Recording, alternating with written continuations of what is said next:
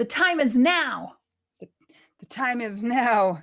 to discuss widows and dating. Ah!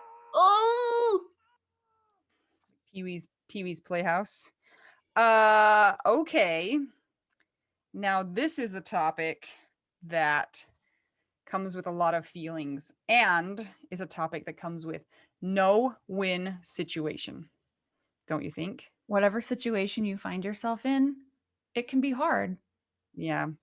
We have had some discussion about this in the Widow Wives Club lately, so we thought it would be a good topic to discuss. And in the way of disclaimers, Mel and I can only speak from our particular experience, which is not very, it's just two of us, and everybody's going to have a little bit of a different experience with this, but we still want to talk and open up the discussion about this particular topic. So go, Mel, go. When my husband first died, one of the first thoughts to my mind was everybody's going to be expecting me to date again. I cannot even express to you how traumatizing and horrifying that thought was, especially right then. A lot of people have stories where others have come to them in the time of early grief, and in an attempt to try and help them to feel better, they say, "It's okay, you're young, you'll find someone else." That's not the thing to say. That's also not really us talking about dating, but it does show kind of the sensitive nature that this topic brings. I am divorced from my first husband and widowed from my second husband, and it's completely different. When you are divorced, it's a choice. When you are widowed, it is not a choice. Typically. Unless you're a murderer, And then then you there's got that. other problems. That's for another widowsode. People that have not been in our shoes kind of can't wrap their minds around that we are not just like, oh, well, my husband's dead. Let me just go think about dating. Like, it's a big traumatic event. Even people that get divorced, you know better than to just go up to them and say, it's okay, you're going to find somebody new. And that was with them deciding and making a decision to be Yeah. divorced. It's a very tender subject for us. And I remember, especially in my early grief, I could not even read books that talked about widows getting remarried. I couldn't think about it. Like, I went crazy. It sent me into like a full trauma spin. And I want to say that that lasted for me for a really long time. And at this point, I am 3.5 years out from my husband dying. I feel like I can read books where people talk about their own lives moving on like that, but I still don't want to. I don't know if I ever will. I know never to say never, but I've also had kind of a long, drawn out, traumatic history of dating, and I'm just tired from it, honestly. So that's my decision. But it is, I feel like it's a harrowing thing for some people. Now, there are people that are so sad that they're widowed and they can't imagine being with somebody else. However, they do want the companionship and they do want to move forward and they do want to start dating. Yeah. Anita, do you think that that means that they have just left their former alive husband in the No. dust and that everything's fine and now they're just going to go date and it's going to be like typical dating as if you were not No. to go? Definitely not. So you were talking about your experience, but then, I was thinking in my brain about all of the many widows that we interact with, and so many of them want to return to a relationship, and the time frame is so variable, don't you think? Mm-hmm. And it seems like no matter what time frame you pick, it's wrong, because people judge you if you start dating too quickly, because then obviously you didn't love your husband and you haven't grieved properly. And then if you don't ever date or feel like you can move to a new relationship, then you're stuck in your grief, right? So it's just like everybody else needs to get out of your business and let you do what you think that you need to do. But absolutely not. If people choose to enter a new relationship, it means absolutely nothing about their relationship with their dead person. If and when widowed people decide to date again, if they decide to date too early, then they didn't grieve properly or they didn't love their spouse and they're moving on too quickly. If they wait too long or they choose not to date again, like we learn on all of the TV shows and movies about people who've lost their spouses, then they're stuck and they need to move forward with their life. And if they don't, then they can't, progress or whatever. So it doesn't matter when you do it, you are not going to make the right choice. But absolutely, what you said is true. It does not, it's true, but it does not. It does not mean that if you choose to date again, that your relationship with your dead person, that it will erase that or that it will replace that. It's just going to be in addition to that. And it has nothing to do with how much you loved your spouse. And I Correct. think that there's some feeling about that gets put on us. Yeah. You're kind of damned if you do, damned if you don't. Well, I Everybody mean, will have an your opinion. your spouse already died, so I feel like you're already damned. So, but it just gets worse because it's hard because of the expectations or what other people make it mean. Now, it's also really hard as the widow because we can have feelings of guilt. We can have feelings of, well, if I do this, am I betraying my spouse? And that is also a hard, hard, hard road to have to walk, don't you think? I agree. And it's also hard when we have friends that are dating people and the other person doesn't recognize the need for their dead husband or spouse or partner to be important in their life. Yeah. But I will say, I have heard also a lot of stories of people that have found partners after their husband and their person has died, where they've found these amazing, amazing people to date that are like, hey, tell me about your husband. Tell me about your Yeah. person. Let's go to the cemetery. Let's include that person in our life. Like it's three of us. Yeah. And Which those make me blows have my mind. feelings, like good feelings. So there are really good people out there. And you have to kind of think and maybe just hope that your person, if it is in the cards for you to date again, that your person is on the other side, kind of helping to orchestrate some meetings or something. Because man, I look at these situations and I think, man, I don't think that I'm that good of a person that I could do that if the shoe were on the other foot. Yeah. If you were expected to marry somebody who had a dead person, you'd be Yeah, like, I don't want to compete with them. I don't want to play second fiddle to them. All of the things like that. I know it's super hard. we've talked to some people who have had their partner suffer from long illnesses Hmm.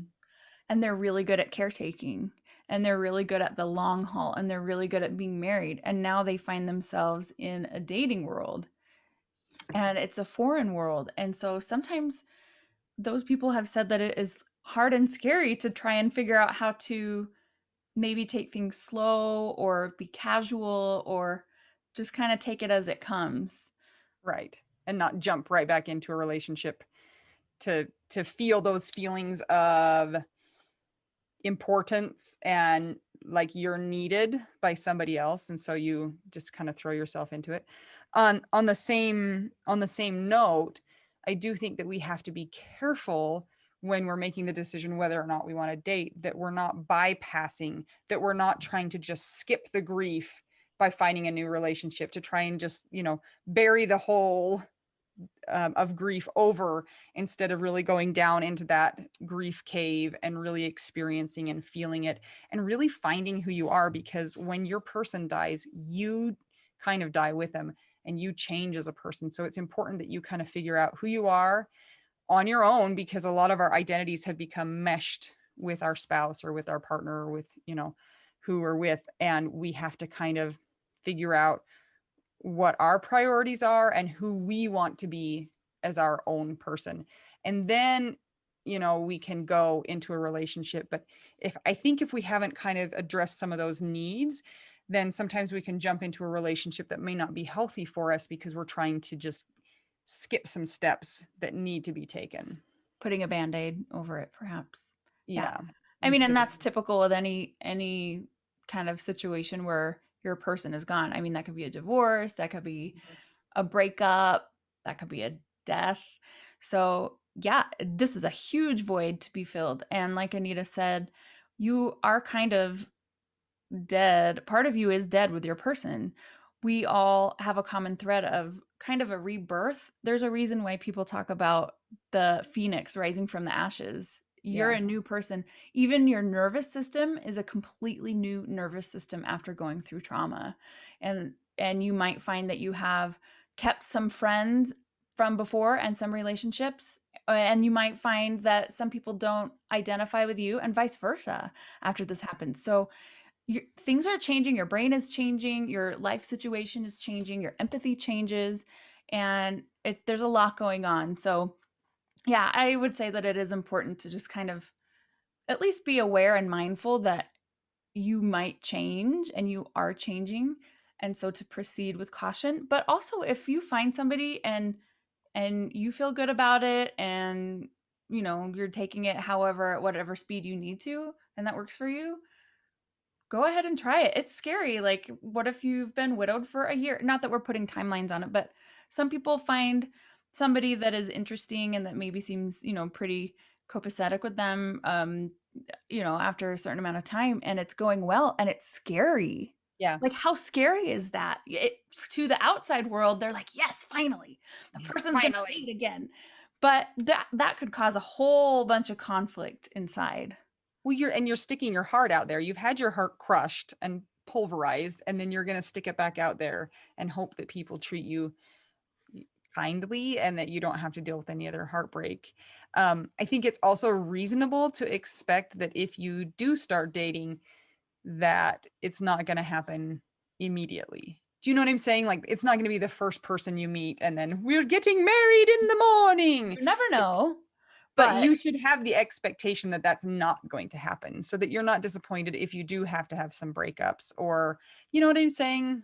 yeah, Just, I've heard from some widows that they've already been through the worst. And so they have breakups and they're like, oh, yeah. well, yeah, that was sad. And I have feelings, but I mean, nothing's going to top what I've already been through. So, On the other side, though, I've heard people who, when they do have a breakup, it unearths a lot of their grief because they're feeling loss again. And so it like sends them back into the early days of the grief that they felt when their spouse died because it's such another loss in their life. So it and could that's the go, exact reason for these conversations is because there is yes. not a one size fits all. But to what you were going to say, I was going to bring this up that I I feel like a lot of people say or express that their their threshold for nonsense and shenanigans is way lower. Like they're like, no, I'm not playing games with you. I'm not dealing with anybody who, I'm not going to try and change myself to like, no, I'm done with this. I'm done playing games. If it works out, it works out, but I'm not gonna deal with any stuff. Yeah. And it's okay, like Anita said, if you go through a bunch of people and you can take it It's at also whatever. okay if you do find the first person, it's not like you Now, can't do that this either. brings us to physical intimacy because some Ah! do not want a relationship. They just miss the intimacy and they want to feel. Hmm. And my favorite word ever that people have coined is called widho. And it doesn't mean that you're selfish. It doesn't mean that you are betraying them, even though I am sure that people who enter a new relationship, whether it's for long term or if it's just, for a short term, whatever, I'm sure that a lot of people have feelings like they feel like they have cheated on their spouse or betrayed their memory or they should not be doing that or it's traumatic in some way. It's hard. Sometimes moving forward and making new memories and having new relationships really brings up some guilt that Yeah. you're going to forget the person that you were Hmm. with for so long. Yeah. So, a lot of complex things happening in there. Now, It's hard. people get married after being widowed, and they say that doesn't mean that my person that I was married to that died is less important. Sometimes I miss that person more than the person I'm with. And sometimes I love the person that I'm with right now more than the person that's dead. And it could fluctuate. If people are giving real talk, I mean, we're humans and we have emotions and we have brains and we have like all sorts Hormones. going on. Yes. Yeah. Hormones. Hormones. That's what my grandma used to call them. To each their own. Everybody's different. Everybody has a different background and a different set of what works for them. And Yeah. it's complex. Do you think, Mel, that it's wise to invite a few people to give you their commentary about your dating life? For instance, do you allow people to give input knowing that they might give you the wrong input? But I mean, I'm just thinking about how we were saying you have to be careful that you're not trying to bypass your grief or that you're not trying to fill a void or step into that, caretaking role again. Do you listen to other people if they say, "Hey, I am worried that you're doing this"? Or do you just have to be like, "I have to make the decision"? I have a very small circle of very trusted people that I've had to come to for many years with lots of life problems. And I'm lucky in that I have people that I know are going to listen to me and give me feedback coming from a place of love, but also a place of you need to make your own decision. What does it feel like Yeah. for you? And so I think it depends on the person that you're talking to. If you're talking to somebody that's a controlling personality and that's like taking it more on themselves, like, why would you ever date that person? It's not something I would do. And so therefore you should not do it. Like, that's probably not somebody to listen to.